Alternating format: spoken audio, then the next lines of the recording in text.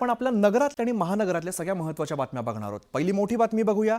आशिया खंडातील सर्वात श्रीमंत महानगरपालिका अशी ओळख असणाऱ्या मुंबई महानगरपालिकेचा अर्थसंकल्प आज जाहीर झालेला आहे।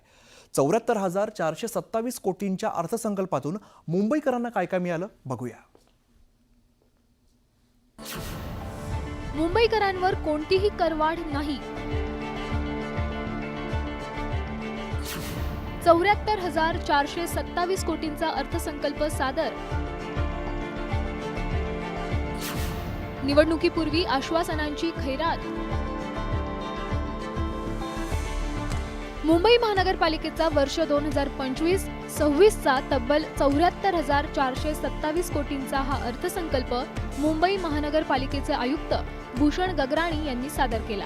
गेल्या वर्षीच्या तुलनेत यंदाच्या अर्थसंकल्पात 14% वाढ झाली आहे। या अर्थसंकल्पातून मुंबईकरांना काय काय मिळालंय पाहूयात। मुंबईकरांना काय काय मिळणार? वेस्ट बससाठी 1,000 कोटींची तरतूद करण्यात आली आहे।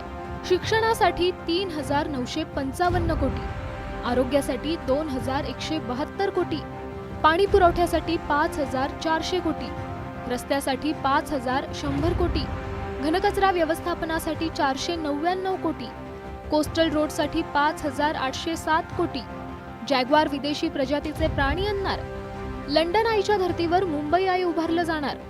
कुठली करवाढ दरवाढ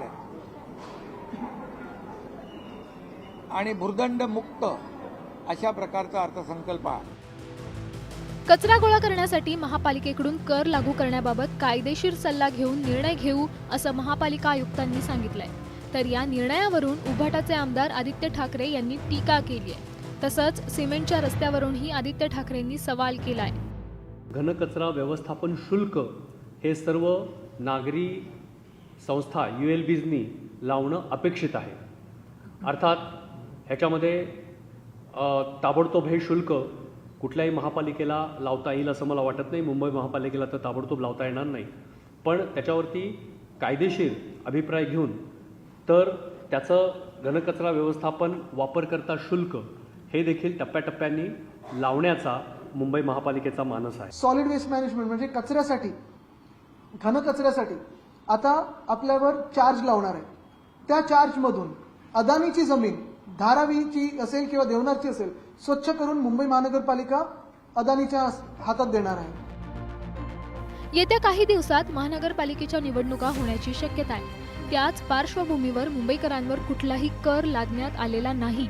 मात्र या अर्थसंकल्पातून मराठी माणसाचा आणि मुंबईचा सर्वांगीण विकास व्हावा हीच अपेक्षा।